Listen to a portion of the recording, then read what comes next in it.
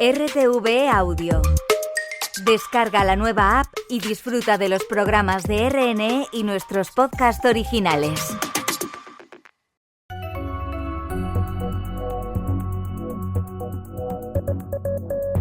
L'émission en français avec Inés Azagra et Guillermo Bravo. Bonjour à tous et à toutes et bienvenue un jour de plus à l'émission en français sur Radio Exterior d'Espagne.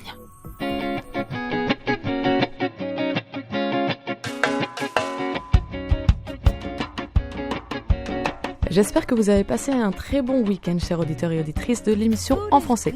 Aujourd'hui, je vous propose une interview avec Kamel Diaker, coordinateur des communautés algériennes en Espagne.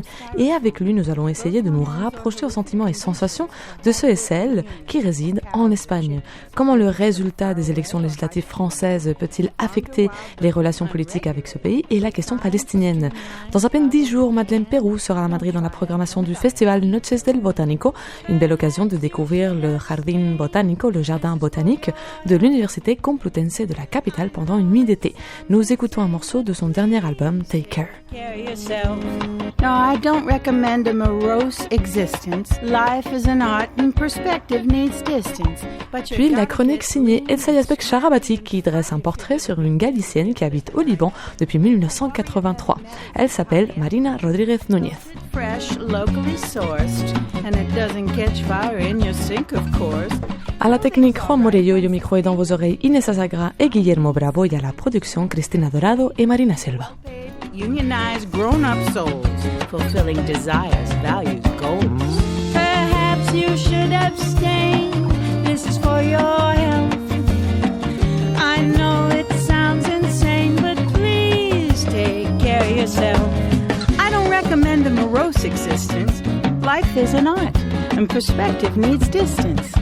But you gotta get lean and scrappy and fight if you're gonna begin to get living right. Radio Exterior de España.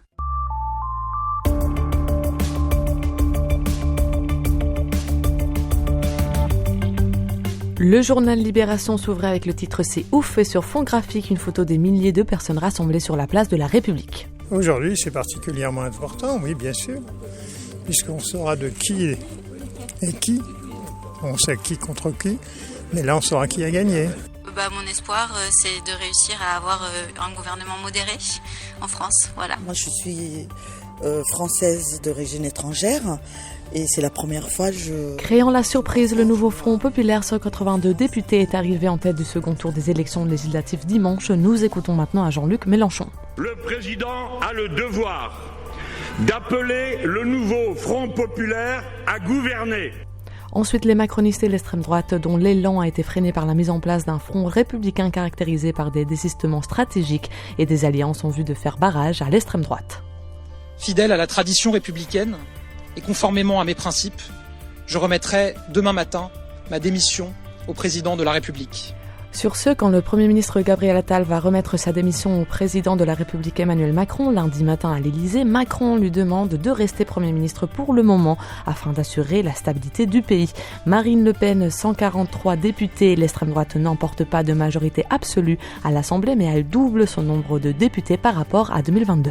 La France va être totalement bloquée avec 3 groupes qui sont peu ou prou de même importance. À l'Assemblée nationale, passons par là, c'est malheureux, on perdra un an supplémentaire, un an de plus d'immigration. La dissolution surprise de l'Assemblée nationale a accouché d'un parlement fragmenté en 3 blocs, plongeant le pays dans la plus grande confusion. Selon la presse française et étrangère, lundi, la France n'est pas habituée à voir à leur tête des dirigeants ne disposant que d'une majorité.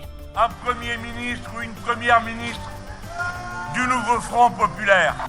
Les formations qui composent le nouveau Front Populaire ont revendiqué lundi le poste de Premier ministre après les élections législatives qui les ont placés en tête, mais loin de la majorité absolue. Promettons un nom dans la semaine. Olivier Faure, secrétaire général du Parti socialiste. Oui, il faut que dans la semaine, nous puissions être en mesure de présenter une candidature pour Matignon et faire en sorte d'obliger le chef de l'État à tenir compte de cette situation. Dans ce sens, s'est exprimé le ministre des Affaires étrangères José Manuel Álvarez au micro de Radio Nationale. de que se haya frenado a la extrema derecha, que es completamente contraria a los valores. La victoire en France du Front populaire est la victoire de l'européisme des politiques progressistes et du frein à l'extrême droite. Une nouvelle réunion entre le gouvernement et les partenaires sociaux pour négocier la réduction des heures de travail a commencé au début de semaine au ministère du Travail. Une réunion qui survient après des jours de tension et d'échanges entre la deuxième vice-présidente et ministre du Travail, Yolanda Díaz, et le patronat. Es la reducción de la jornada laboral, que al igual que la subida del salario mínimo y la reforma laboral, va a seguir posibilitando que nuestro país siga mejorando la calidad. La réduction du temps de travail est incluse dans l'accord du gouvernement entre le PSOE et Sumar. Les partis de gauche veulent réduire les heures de travail des 40 heures actuelles à 38,5 cette année et à 37,5 l'année prochaine.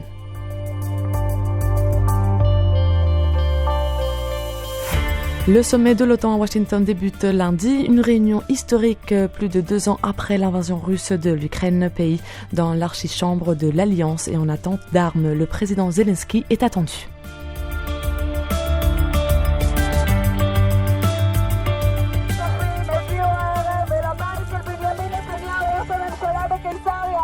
Des manifestants israéliens ont défilé à Tel Aviv et à Jérusalem en scandant « Nous n'abandonnerons pas » dimanche, deuxième jour consécutif de pression accrue en faveur d'un accord sur la libération des otages à Gaza. Alors que la guerre entre Israël et le Hamas entre dans son 10e mois, les manifestants ont appelé le Premier ministre Benjamin Netanyahou à conclure une trêve et un accord de libération d'otages ou à démissionner. Le Premier ministre hongrois Viktor Orban, proche du Kremlin, s'est rendu lundi à Pékin pour rencontrer le président chinois Xi Jinping pour, selon lui, une mission de paix après une tournée à Kiev et à Moscou.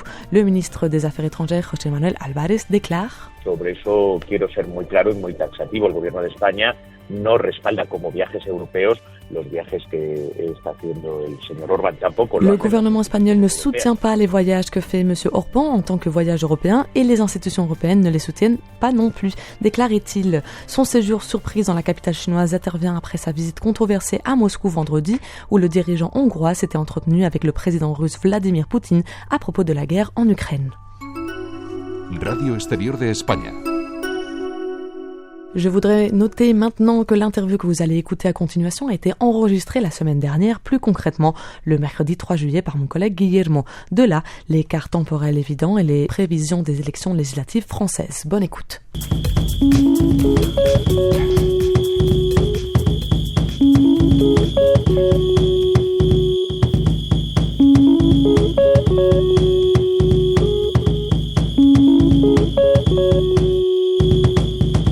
Dans la maison trop grande et trop vide, dans la rue devenue déserte, dans Paris qui n'est plus qu'un boulevard de cendres,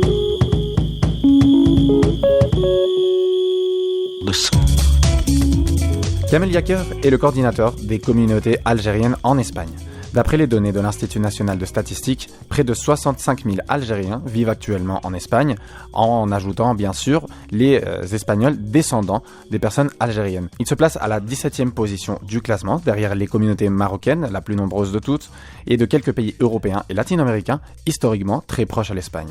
Nous allons parler des sentiments, des sensations et des perceptions de la communauté algérienne en Espagne et aussi en Algérie, et voir comment cette association de communautés les rassemble. De la même manière, dans le cadre des élections législatives de cette semaine en France, nous allons aussi aborder comment les résultats affectent-ils les relations entre la France et l'Algérie, ainsi que les revendications historiques de cette dernière. Comment impacte le vote de 6,7 millions de musulmans qu'il y a en France. Certains sujets débattus pendant ces élections, comme comment les élections françaises peuvent-elles affecter aux élections en Algérie, prévues pour le mois de septembre. Bonjour Monsieur Yaker, c'est un plaisir et un privilège de vous avoir à l'autre bout du fil de l'émission en français. Bonjour à vous, à toutes les personnes qui nous écoutent et aussi à la communauté algérienne en Espagne. Nous nous trouvons justement dans un moment très particulier pour la France, qui est un pays avec une relation très particulière historique avec l'Algérie. Et notamment, à ce moment, on parle de beaucoup de choses qui ont à voir direct ou indirectement avec cela. Alors, face aux possibles résultats qui peuvent arriver dans ces élections de France, comment ce résultat pourrait-il affecter les relations avec l'Algérie et ses revendications historiques, en parlant des revendications historiques comme le génocide suite à la guerre d'Algérie, la localisation de déchets radioactifs en Algérie ou la restitution des archives historiques volées? Oui, effectivement, nous sommes en train de suivre un petit peu les événements, enfin les déroulements des élections qui se passent actuellement en France, et sachant l'histoire qui lie les deux pays, et c'est en fait un petit peu, on revient un petit peu dans l'histoire des élections françaises. Moi, je me rappelle, il n'y a pas si longtemps, les dernières élections au temps de Chirac. Et la même chose s'est passée, c'est-à-dire l'extrême droite qui arrive à obtenir un score très haut, et ensuite au second tour les communistes, les socialistes et tous les républicains s'unissent pour justement faire barrage à l'extrême droite. Mais cette fois-ci, l'extrême droite, le score était très élevé, plus dominant que les autres. Maintenant, on se retrouve face à un dilemme. Maintenant, même la carte politique actuelle a complètement changé de visage. C'est-à-dire, les acteurs qui étaient avant, c'est pas les mêmes acteurs qui sont aujourd'hui. Donc, nous appréhendons ce 7 juillet, espérant que l'extrême droite ne passera pas, parce que elle aura un impact très négatif sur les relations. Moi, je ne vais pas prononcer parce que je ne vais pas être pessimiste, mais je pourrais juste dire que on va rentrer dans une phase un peu conflictuelle, et pour éviter cela, les électeurs français, ils devraient réfléchir au futur de leurs enfants et au futur de leur pays. Il ne faut pas laisser le pays entre les mains de l'extrême droite. Et nous avons vu que dans la Deuxième Guerre mondiale, c'est à cause de ces extrêmes que les conflits sont déclenchés, et on a vu les dégâts que ça a fait après. J'aimerais bien que, moi, mon souhait, c'est de ne pas voir ce parti-là prendre le pouvoir, parce que s'il le prend, on a entendu un petit peu les mesures qu'il préconise appliquer dans le futur, et toutes les mesures qui sont prévues, ils sont contre toutes les immigrations, ils sont contre tout étranger, et moi et là ça va ouvrir à des conflits directs. Franchement, ça va être vraiment compliqué pour le futur. Voilà. Et bon, en France, il y a plus de 6,7 millions de musulmans. C'est presque 7 millions de personnes. C'est approximativement 10% de la population qui habite en France. C'est très grand. Et pourtant, c'est un collectif qui a eu, même en ayant un droit de vote, a une abstention, un degré d'abstention assez haut. Alors, quel impact pensez-vous que ce collectif a eu ou peut avoir dans ces élections, et à quoi répond selon vous cette forte abstention? Cette abstention ne devrait pas y être, parce que ça va à contre leur intérêt. Si ça va se répéter pour le deuxième tour, c'est le chaos total. C'est-à-dire tout le monde a entendu les prévisions, et tout le monde a lu et écouté les représentants de ces partis d'extrême droite, comment ils voudraient gérer le pays, et aussi les décisions qu'ils devraient prendre, et toutes les décisions sont contre les immigrés. Et aussi, même, ils arrivent à toucher ceux qui ont des doubles nationalités. En fait, tout va être remis en cause. Moi, je pense qu'ils doivent réfléchir très bien avant de s'abstenir. Il faudrait exercer leur droit de pouvoir donner leur voix à ceux qui estiment meilleur pour eux. Voilà.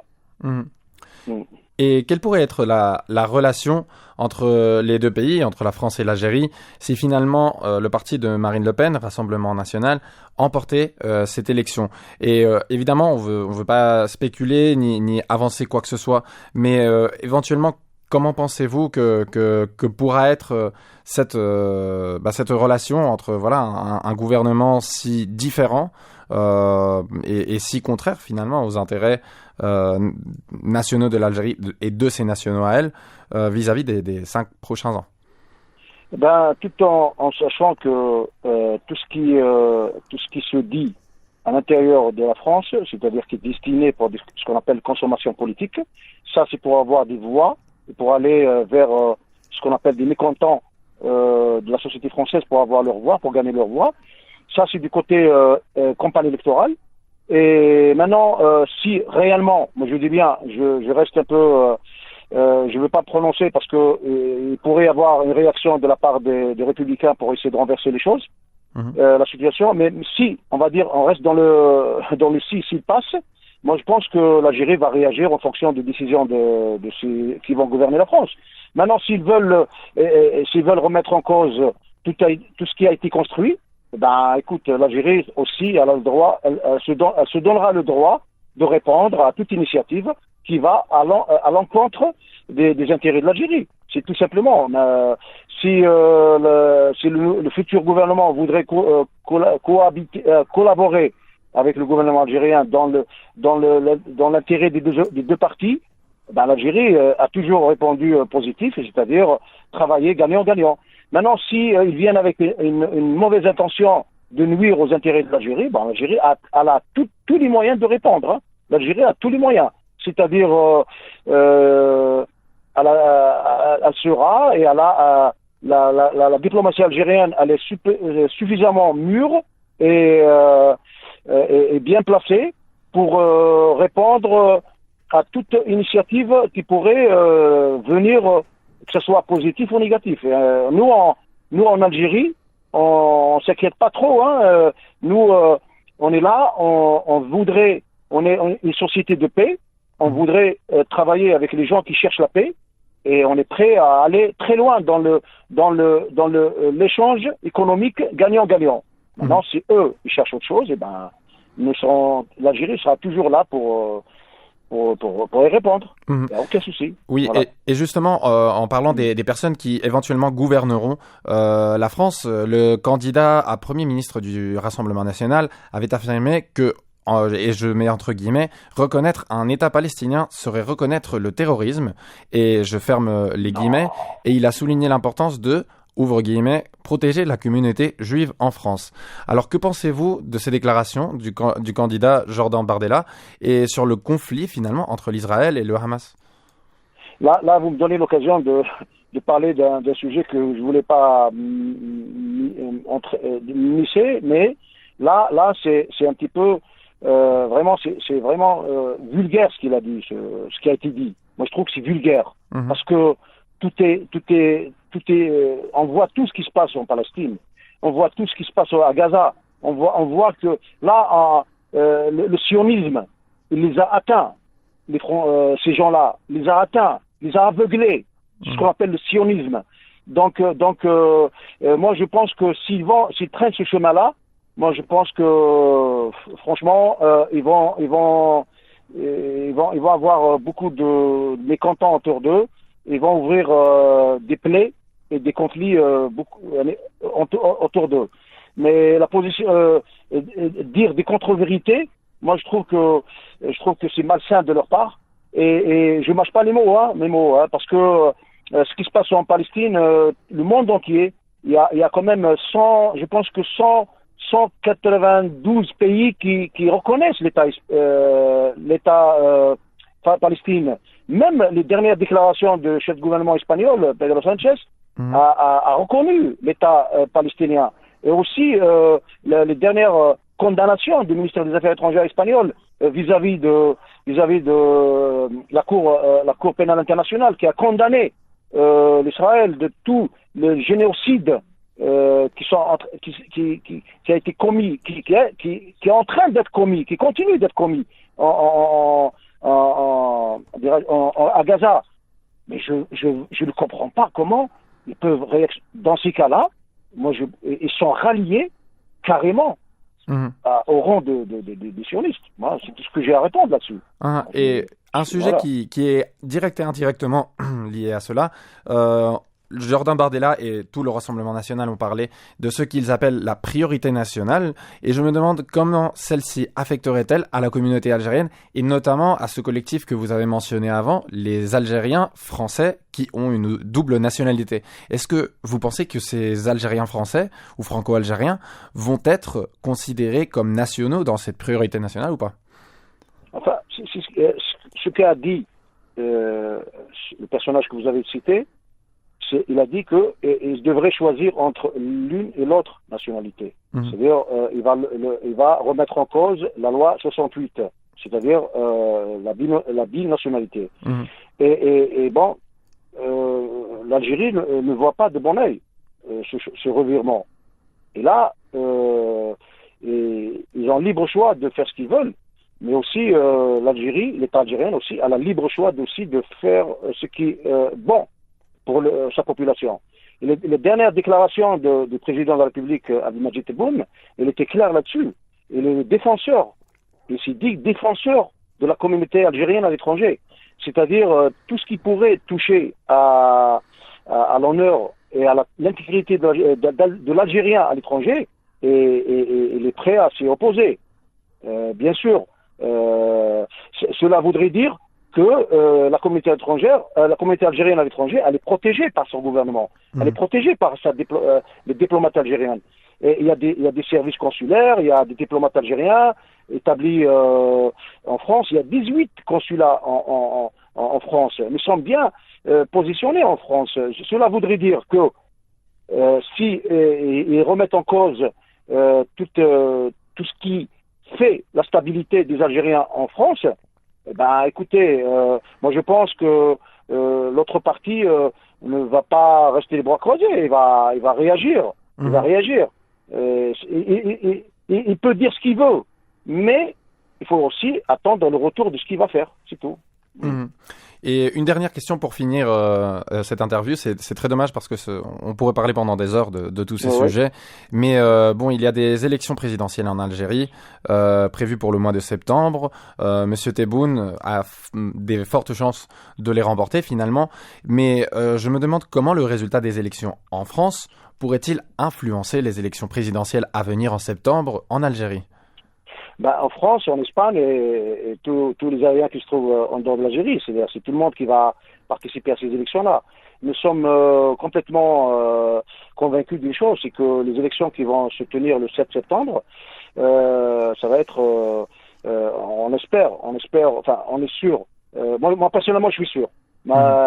Vu les résultats qui ont été obtenus par le programme qui a été mis en place par le président de la République Tebboune, jamais au passé un président de la République n'a défendu la communauté étrangère comme il l'a fait lui. D'accord? Donc notamment il a mis en point un programme de par exemple de transfert au profit de l'État, enfin c'est l'État qui prend en charge à la charge de l'État tous les Algériens qui décèdent à l'étranger. Avant, c'était les Algériens qui payaient pour les transférer dans le pays. Maintenant, c'est l'État qui prend en charge cette situation. Et aussi faciliter les accès au passeport algérien, parce que il y a beaucoup de sujets qui a été solutionné sous le règne de Tebboune, et notamment ceux qui veulent cotiser aussi dans le pays. Pour assurer leur fin de leur vie, avoir un peu de ressources. Et là, je parle aussi la protection des Algériens à travers, il a mis au point dans les consulats algériens des avocats au cas de besoin, ou au cas où un Algérien il est pas traité dans ses droits. Donc l'Algérien, moi je pense que par rapport à avant, sous le règne de président de la République Abdelmadjid Tebboune, retrouve un petit peu son image, son intégrité et aussi ses droits à l'étranger. Donc il se considère mieux protégé qu'avant. Voilà. Donc du coup, moi je pense que Abdelmadjid Tebboune sera le candidat idéal pour continuer ce programme et pour aussi, il a aussi annoncé d'autres projets. Et nous avons l'intention, nous en tant que communauté, de l'accompagner dans ces projets-là et le voir passer dans les élections qui arrivent le 7 septembre. Voilà.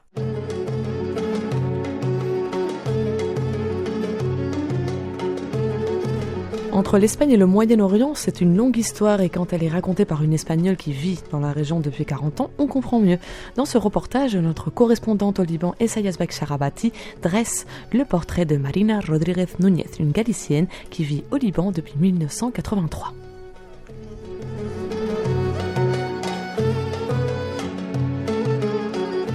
Elle, c'est Marina Rodríguez Núñez.